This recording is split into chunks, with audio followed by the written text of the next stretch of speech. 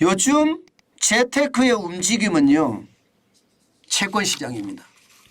이게 여러분, 채권 시장에 진짜 많은 사람들이 몰려요. 왜냐하면 시장의 변화가 굉장히 크니까. 다시 말해서 3월 22일 날 금리를 몇 퍼센트 올리느냐, 빅스텝을 하느냐, 아니면 베이비 스텝 0.25%를 올리느냐. 지금 시장의 분위기는 베이비 스텝이나 아니면 동결도 예상을 하고 있잖아요. 그렇게 되면 여러분, 시중금리는 어떻게 될까요? 시중금리는 시중금리가 국채금리인데 국채금리는 팍팍 떨어질 수밖에 없습니다. 실제로 말입니다. 여러분, 이 지표 한번 보세요. 3일새 미국의 2년물 국채금리 하락폭입니다. 무려 말입니다. 1.06% 빠졌습니다. 2년물 국채금리가 시장금리거든요. 사실상의 시장금리를 대변하는데 그야말로 하락폭이 엄청나게 떨어진 거예요. 1.06%나 떨어졌습니다. 이게 지난 8일만 하더라도 여러분 5%가 넘었거든요. 5.05%였습니다. 그러다가 14일에는요 한때 3.83%까지도 떨어졌습니다. 3.83%까지도. 이 정도 수치면 여러분 2001년에 9.11 테러 때나 혹은 2008년에 글로벌 금융위기 당시하고 똑같은 하락폭입니다. 그러니까 사람들이 야, 이게 금리가 진짜 많이 떨어지는구나 이러면 여러분, 이게 채권 가격이 금리 떨어지는 것만큼 이게 같이 하락을 해주면 좋은데 채권 가격이 이게 하락을 안 해줘요. 예상했던 것보다가. 그러면 어떻게 될까요, 여러분? 이게 금리라는 게 여러분, 이게 금리가 올라가면 채권 가격은 떨어지잖아요. 그죠? 근데 금리가 내려가면 채권 가격은 올라야 되는데 오르는 것이 아니라 아직 덜 오르고 있습니다. 덜 오르고 있는 거예요. 더 떨어지지는 않고요. 덜 오르고 있으니까 사람들이 야, 이거는 기회다. 어차피 앞으로 금리는 내리니까 금리를 내리면 채권 가격은 또 올라가게 돼 있는데 생각만큼 덜 올랐다? 이러니까 채권에 대한 어떤 사람들의 어떤 관심이 굉장히 커진다 이렇게 이야기하고 있습니다. 그만큼 말입니다. 채권에 대한 관심은 그 어느 때보다 굉장히 커져요. 월스트리트 저널에서는 이런 이야기했습니다. 월스트리트에는요. 연준이 무언가 터질 때까지 금리 인상한다는 격언이 있다. 뭔가 터질 때까지. 그러면 지금 뭐가 터졌느냐. 실리콘밸리 은행이 파산됐지 않느냐. 시그너처 은행이 파산하지 않느냐. 뭔가 터졌다. 그러면 앞으로 금리가 어떻게 될 것인가. 이것은요. 보이잖아요. 그죠? 생각보다가 급하게 금리를 올릴 수 없다는 뜻도 되는 겁니다. 제가 말씀을 드렸지만 이게 소비자 물가가 6%에서 또 올라가면 이게 금리를 올리는 문제가 있을 수 있습니다. 그러나 이거보다 만약에 떨어진다고 그러면 앞으로 채권 시장에 대한 기회는 굉장히 많다 이렇게 생각을 하는 겁니다. 그만큼 말입니다. 시장에서는요. 금융 시스템에 대한 어떤 위험이 나에게는 투자 기회다 이렇게 예상하는 사람들도 많다 이렇게 보고 있습니다. 너도 나도 국채 미국채 사자 하는 게 뭐 마찬가지라고 보이고요. 이거는요 우리나라에도 틀리지 않습니다. 우리나라는요 이게 2년물이 아니라 3년물 국채가 시장금리를 대변을 한다고 이야기를 하는데요. 3년물 국채를 보면 지금 시장에서 많이 떨어지고 있고요. 국채 가격은요 오히려 상대적으로 덜 따라오릅니다. 과거에 금리가 높았을 때 국채 가격이 떨어졌던 대로 그대로 가지고 있으니까 국채 가격에 대한 관심도 여러분 한 번쯤 가지시는 게 좋다. 지금같이 대혼란기에는요 안전자산이 최고입니다. 그러니까 안전자산으로 사람들이 굉장히 몰리는 겁니다. 그래서 채권 하는데요. 돈을 오랫동안 묶어놓는 것은 방법이 제가 아니라 이런 말씀을 드렸죠. 방망이를 짧게 잡아야 된다 그런 말씀을 많이 드렸는데 실제로도 미국 국채 2년물에 대한 어떤 수요가 굉장히 커지는 거 사실이거든요. 그만큼 말입니다. 시장금리가 변하니까 뭐 2년이야 내가 갖고 있을 만하잖아 이렇게 생각하면서 많은 사람들이 미국 국채에 대한 관심을 많이 끌어올리고 있다 이렇게 생각을 하시는 게 좋고요. 여기에다가 말입니다. 여러분 금에 대한 수요도 많아지고 있습니다. 보시다시피 금값이 지금 굉장히 많이 올라갔죠. 일반적으로 금리를 올린다 하면 금값은 일반적으로 말입니다. 금리를 올린다 하면 떨어지거든요. 금리를 내린다 하면 금값은 올라갑니다. 왜? 경기 침체 와중이기 때문에. 지금은 경기 침체라고 봐야 되거든요. 지금 미국 같은 경우는 뭐 고용지표가 좋다.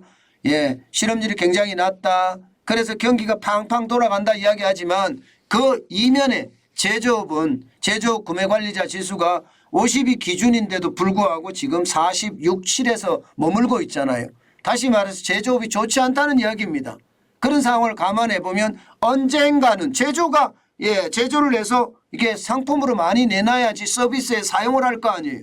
근데 제조가 나쁘다는 것은 서비스에서 굉장히 많이 필요로는 하나 실제로 구매로 이어지지는 않는다는 이야기입니다. 그 말은 결국 말입니다. 경기 침체가 올 수밖에 없다는 이야기예요. 그러니까 사람들이 금 하면서 금으로 몰리고 있는 것도 사실입니다. 실제 말입니다. 여러분 금값 같은 경우는요. 지금 굉장히 많이 오르고 있습니다. 4월 인도분 금의 온스당 2.3%가량 올랐으니까 굉장히 많이 오르죠. 실제로도 많이 오르고 있는 모습을 보이고 있고요. 지난번 금에 대한 이야기는 제가 여러 번 말씀을 드렸는데 금은요 오랫동안 투자해야 됩니다. 지금 오늘 당장 투자해서 금테크를 한다는 이야기는 너무 성급하게 생각하는 거고요. 시간을 가지고 경기가 좋을 때 금값은 굉장히 싸거든요. 경기가 좋을 때 금을 많이 사놓는 게 참 좋습니다. 그런데 지금처럼 경제 위기 때 경기가 위축이 됐을 때 금값은 계속 올라가는 상태거든요. 그렇기 때문에 지금 금을 산다는 건 지금 굉장히 무리고요. 만약에 금테크를 하려고 그러면 금만 가지고 계속 떨어졌을 때 지난 3월 초만 하더라도 지난 2월 말만 하더라도 금값이 1,800원대를 기록을 1,800달러대를 기록을 했잖아요. 그러면 그럴 때 사서 1,900달러대 팔고 이렇게 하면 금테크가 되긴 돼요. 그러나 이게 수수료 문제가 여기에는 걸리고요. 게다가 골드 바로 따지면 수수료 문제뿐만 아니라 부가가치세도 내야 되는 그런 사태까지 있으니까 금테크는 진짜 굉장히 조심하셔야 되고요. 가장 중요한 것은 한국금거래소 있죠. 금거래소를 통한 금거래는 아마도 수수료 문제나 부가세 문제가 좀 많이 줄어들 수 있으니까 한 번쯤 돌아보는 것도 괜찮다 이런 생각을 합니다. 게다가 말입니다. 여러분 이렇게 안전자산에 대한 선호도 채권이나 금에 대한 선호도가 커지니까 이게 가상자산에 대한 선호도도 굉장히 커집니다. 이것도 안전자산이라고 보는 거예요. 지금 비트코인이 보시면 3월 14일 현재 24,000달러까지 올라갔습니다. 24,000달러. 그전만 하더라도 3월 10일이면 얼마 되지 않았잖아요. 그때는 19,899달러예요. 그런데 폭등했습니다. 폭등. 왜냐? 여러분 이게 실리콘밸리 은행이 파산 절차를 돌입을 하니까 아무래도 비트코인 입장에서는 금융이 망가진다 이런 생각을 할 수밖에 없잖아요. 그러니까 많은 사람들이 이 은행에 돈을 맡기는 것보다가 차라리 채권을 사고 금을 사고 비트코인을 사는 게 더 안전하다 이렇게 판단했다는 뜻입니다. 그러니까 비트코인이 그야말로 엄청나게 올라갑니다. 지금 말입니다. 지난 2월 6일에 21,000달러도 넘어섰고요. 지난 2월 10일에 24,600달러도 지금 조만간 넘어설 태세입니다. 그러니까 이게 가상자산 자체가 결국 말입니다. 안전자산에 속한다. 뭐 이렇게까지 이야기할 수가 있는 거죠.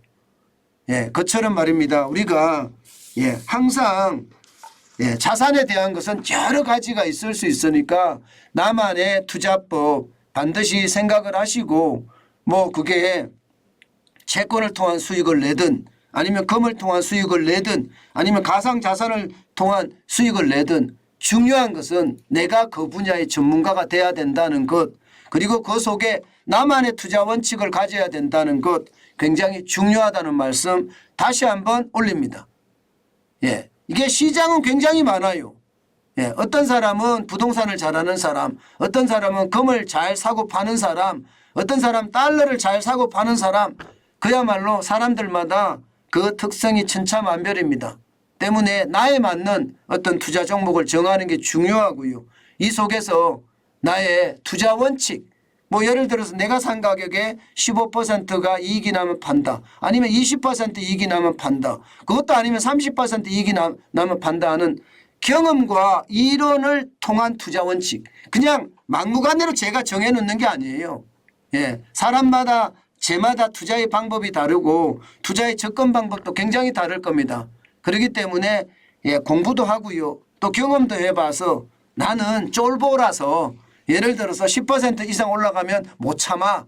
예, 이때 팔아야 돼. 이런 투자 원칙을 가질 수도 있는 거고 나는 강큰 사람이라서 30%의 투자 원칙을 가질 수 있는 거예요. 그러나 이게 단순하게 머리로 생각하는 것이 아니라 경험치가 돼야 되니까 마음으로도 생각해야 됩니다. 투자를 해보면서 나의 어떤 투자의 특성이나 나의 어떤 투자의 어떤 성격을 규정 지은 다음에 나만의 투자 원칙을 정하는 거 굉장히 중요하다. 그 말씀 다시 한번 올립니다.